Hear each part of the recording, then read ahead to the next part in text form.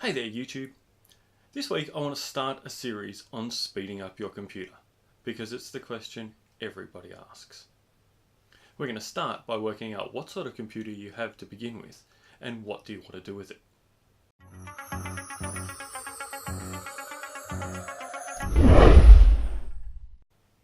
To be honest, if you have a 5-year-old laptop or desktop and you want to be playing the latest games, the reality is it's time to go and buy a brand new computer. You're not upgrading from there. But if you've got a few-year-old machine and you want to do some little tweaks to it that might cost you a couple of $100, but make it so that your web browsing and casual gaming work heaps better, we can do that for you. We can find out the processor you have and the amount of RAM from the system control panel.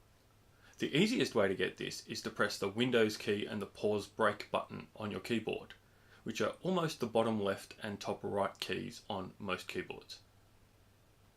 If you don't have a pause break key, usually on a laptop, then Windows, Function and P will often bring the panel up. If none of those work, you can click on the Start menu, scroll almost all the way to the bottom to Windows System, then Control Panel, then you want the System Control Panel, and then View Amount of RAM and Processor Speed.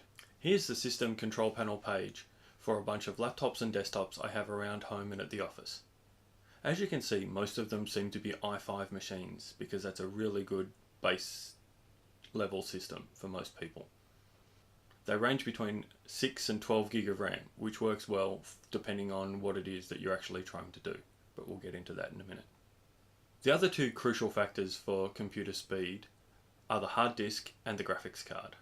And you can find both of these in the device manager. To get here, you right click on the Start button and then go up to Device Manager. On this machine, this user isn't an administrator, so you pop up a message saying that you can't make any changes from here, but that's okay, we just want to look. From there, we want to pop open the disk drives and the display adapters subsections.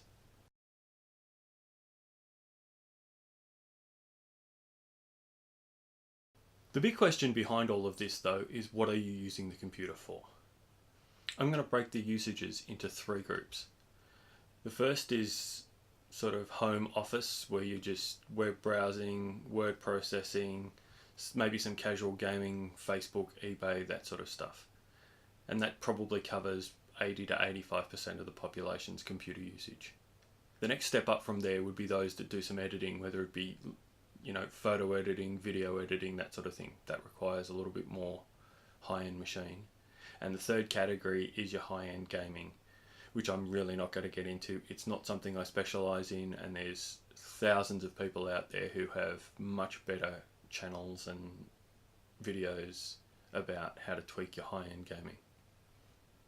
Some of the processors you might find in the CPU section are the Intel Core series, the Core i3, i5, i7, or if you're really lucky, the new i9 processor.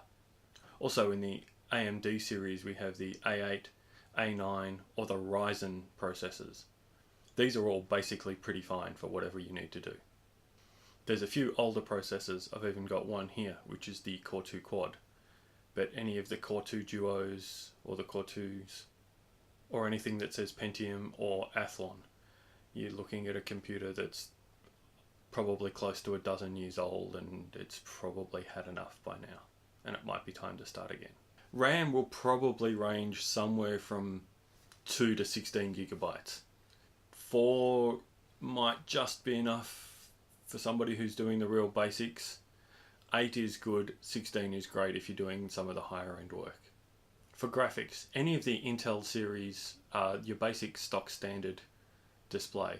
And if you go above there, you might have an AMD or an ATI controller or a separate card from NVIDIA or ATI. Probably the biggest concern you will have is just the time it takes for Windows to start up and get moving. And we can fix that. If you're trying to do several things at once and the computer's really struggling, then that could be a RAM issue. Now that we know what you have and what you want to use it for, tune in to next week's episode where we can look at how you can get there. Thank you so much for watching. I hope that was useful. At the Tech Doctor Network, we release new videos every weekend. You can hit the subscribe button over here and then ring the notify bell. YouTube can let you know when all new episodes are out. There's also some episodes up here and over here that you might be interested in looking at for now. Thank you so much for watching and have a great day.